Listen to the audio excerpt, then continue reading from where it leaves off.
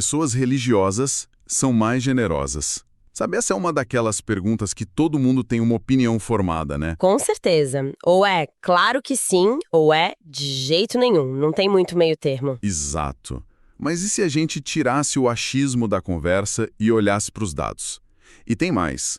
Se essa generosidade existe mesmo, ela é para todo mundo? Ou é mais seletiva? Tipo, só para o pessoal de casa? Para investigar isso, a gente tem um material aqui que é um prato cheio. É um artigo de pesquisa de 2024, super recente, da revista Judgment and Decision Making. E o título já entrega o jogo, né? Totalmente. Quem é generoso e para quem? Generosidade entre cristãos, muçulmanos e ateus nos Estados Unidos, Suécia, Egito e Líbano. Nossa missão hoje é desmontar esse estudo, entender o que ele diz de verdade sobre a gente. Exatamente. E o mais legal desse estudo é que ele não dá uma resposta simples, um sim ou não.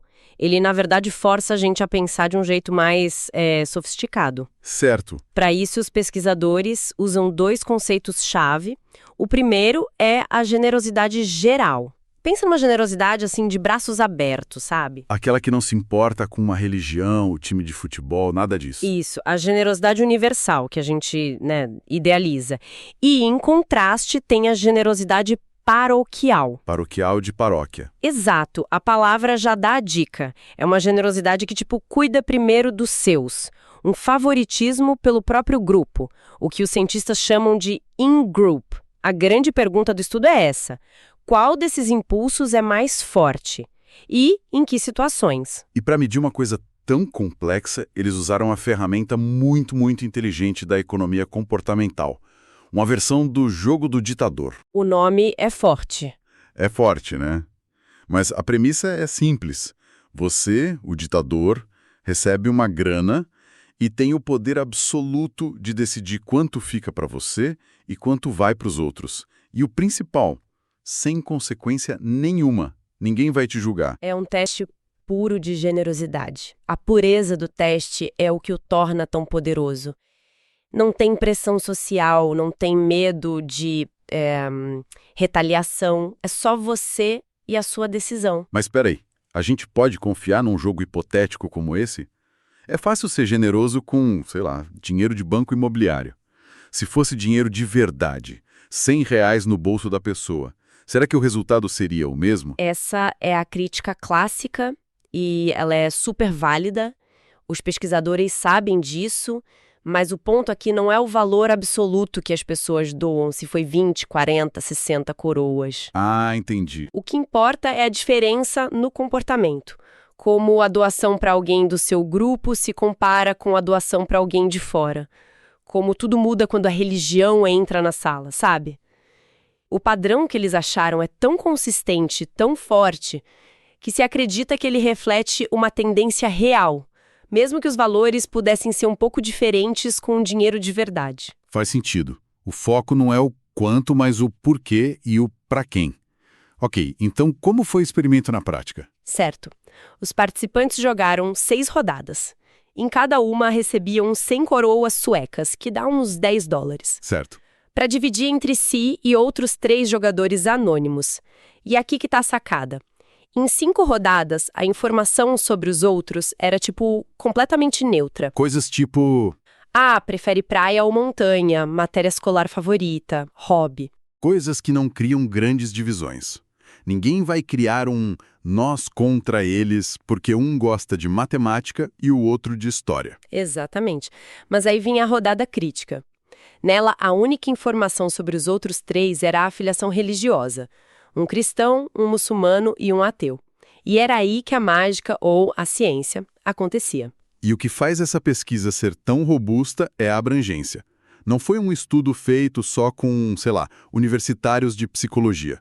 Foram 3 estudos em 4 países muito diferentes. O primeiro na Suécia, um dos lugares mais seculares do mundo. Depois, Estados Unidos, um país ocidental, mas onde a religiosidade é bem mais visível, né? Sim. E o terceiro estudo, para mim, é a parte mais genial.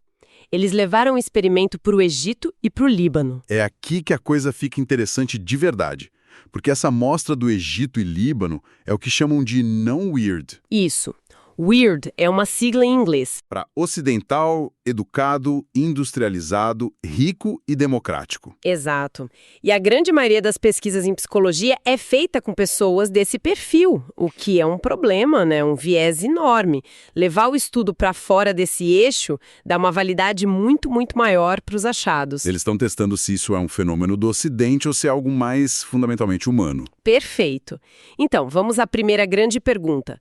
No geral, sem olhar para quem recebe o dinheiro, pessoas religiosas são mais generosas? A resposta que os dados dão é: depende. Ah, o famoso depende científico. Adoro. No primeiro resultado, naquelas 5 rodadas neutras, quando a religião não era um assunto, não teve diferença. Nenhuma. Sério? Cristãos, muçulmanos, agnósticos e ateus, todos doaram quantias muito, muito parecidas. Ou seja, a generosidade padrão é igual para todo mundo. Aquele estereótipo, pelo menos nesse cenário, não se confirma. Exato. Mas aí vem o segundo resultado, que vira o jogo. Naquela rodada crítica, quando a identidade religiosa de todo mundo foi revelada, algo mudou. De repente, os participantes religiosos se tornaram mais generosos. No geral, eles passaram a doar mais dinheiro do que os ateus, tanto na Suécia quanto nos Estados Unidos, e também mais que os agnósticos nos Estados Unidos. Ué, como assim? A simples menção da palavra religião fez eles abrirem mais a carteira? Parece que sim. É como se a identidade religiosa deles fosse ativada. Em psicologia, a gente chama isso de priming. A religião entrou na sala e isso funcionou como um lembrete, talvez até inconsciente, de normas de caridade, de generosidade, e o resultado foi mais dinheiro na mesa para ser distribuído. Fascinante. Não é uma característica constante, é um comportamento que depende da situação. Mas a grande pergunta é, essa generosidade extra que apareceu, para onde ela foi?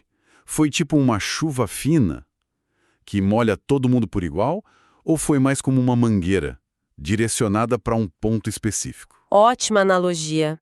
E é aí que o estudo mergulha na segunda questão, a generosidade paroquial. E a resposta foi um sim retumbante. Universal. Em todos os lugares. Em todos os países? Em todos os grupos, as pessoas doaram significativamente mais dinheiro para quem era do seu próprio time. Cristãos favoreceram cristãos, muçulmanos favoreceram muçulmanos. E os ateus? E os ateus favoreceram ateus. E de forma bem expressiva. Isso, para mim, é um dos achados mais impactantes. Nos Estados Unidos, por exemplo, os ateus deram, em média, 32 coroas para o destinatário ateu e só umas 13, 16 para o cristão e para o muçulmano. A diferença é brutal. Peraí, isso muda tudo. Muita gente acha que esse tribalismo, esse cuidar dos seus, é coisa de religião organizada, mas os dados mostram que não. Não mesmo. Os ateus, um grupo definido pela ausência de uma crença, agiram da mesma forma.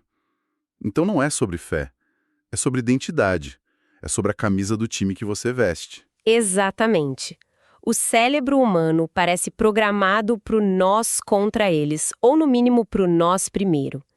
A religião é uma das camisas mais poderosas que existem, mas não é a única.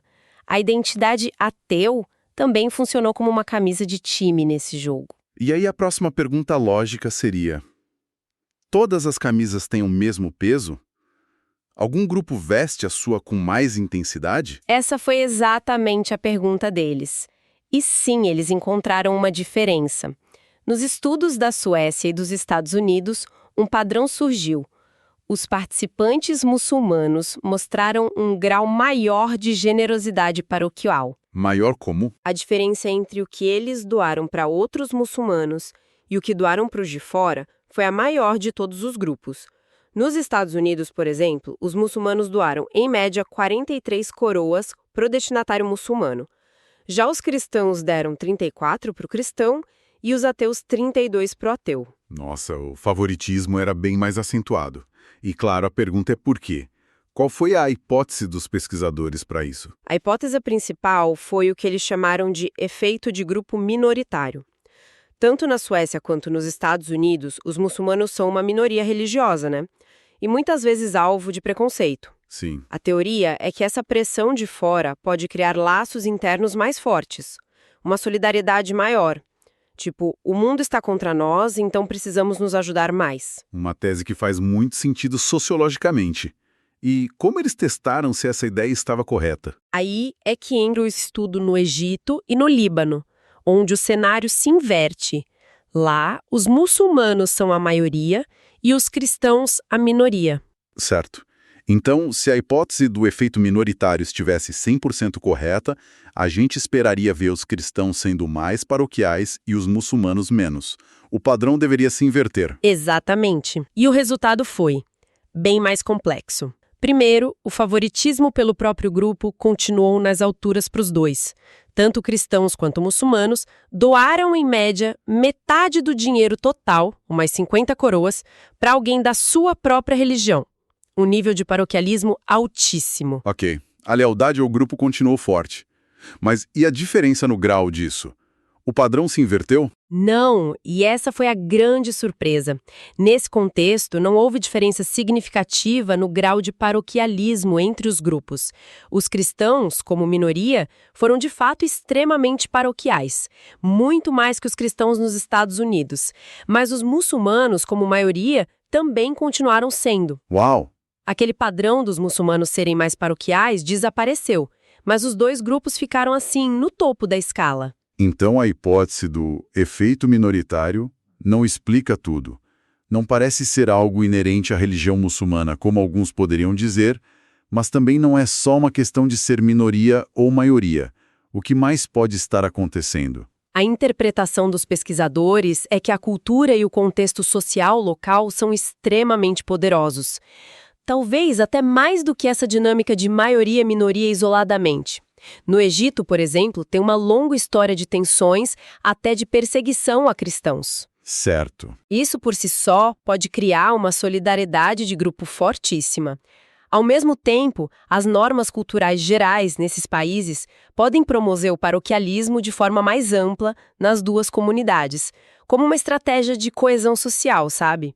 O ambiente molda o comportamento de todo mundo. Ok, vamos tentar organizar as ideias. Se a gente fosse resumir as grandes lições desse material, quais seriam? Eu começo. A ideia de que pessoas religiosas são inerentemente mais generosas parece ser um mito. Um mito. A generosidade elevada deles não é um traço fixo, mas um comportamento que liga quando o contexto religioso aparece. Perfeito. Segundo ponto, que para mim é o mais fundamental. O favoritismo pelo próprio grupo. Sim, a generosidade paroquial é um comportamento profundamente humano, não só religioso. Vimos isso em cristãos, muçulmanos e, crucialmente, em ateus. É um instinto de grupo. Exato. E o terceiro ponto, que talvez seja o mais sutil, é que o volume desse instinto de grupo não é fixo. Ele pode ser aumentado ou diminuído pelo contexto. Isso. Não é só a doutrina da sua religião que dita o quão paroquial alguém é. É também a história do seu povo, a cultura do país, se as pessoas se sentem seguras ou ameaçadas. E se a gente conecta isso com o mundo real, a relevância é imensa. Vivemos em sociedades cada vez mais diversas, multirreligiosas, e todo dia a gente toma decisões sobre como alocar nossos recursos, né? Tempo, dinheiro, confiança. Em quem confiamos para cuidar dos nossos filhos, para quem doamos numa crise, quem contratamos para nossa empresa. Esse estudo mostra que a nossa identidade de grupo é um polegar invisível e poderoso na balança dessas decisões. Ela pode ser ativada por uma notícia, um símbolo, uma conversa e guiar nosso comportamento de formas que a gente nem percebe. Exato. Para a gente fechar, quero deixar uma reflexão que os próprios pesquisadores propõem no final do artigo e que eu achei brilhante. A palavra paroquial quase sempre tem uma conotação negativa, né? Só como algo limitado, de mente fechada. Sim, é um termo pejorativo. Mas eles nos convidam a olhar para isso por dois ângulos diferentes. Um convite para a gente suspender o julgamento por um instante. Isso. Por um lado, será que o paroquialismo não é, de certa forma, uma conquista? Uma ferramenta que um grupo desenvolve para gerar uma generosidade interna que, de outra forma, talvez nem existisse? Uma forma de garantir que os mais vulneráveis do grupo sejam cuidados? E por outro lado, será que ele é fundamentalmente uma prática de exclusão? Uma maneira de criar um clube fechado, onde os benefícios são compartilhados só ali dentro, enquanto quem está de fora fica para trás, o que aprofunda as desigualdades na sociedade? É uma faca de dois gumes. A mesma força que une um grupo pode ser a que o separa dos outros. E o estudo não dá um julgamento moral. Ele só nos entrega os dados, a complexidade toda. E nos deixa com a pergunta: Exato. E nos deixa com a pergunta para refletir. Como a gente equilibra o impulso de cuidar dos nossos com a necessidade de construir uma sociedade justa para todos?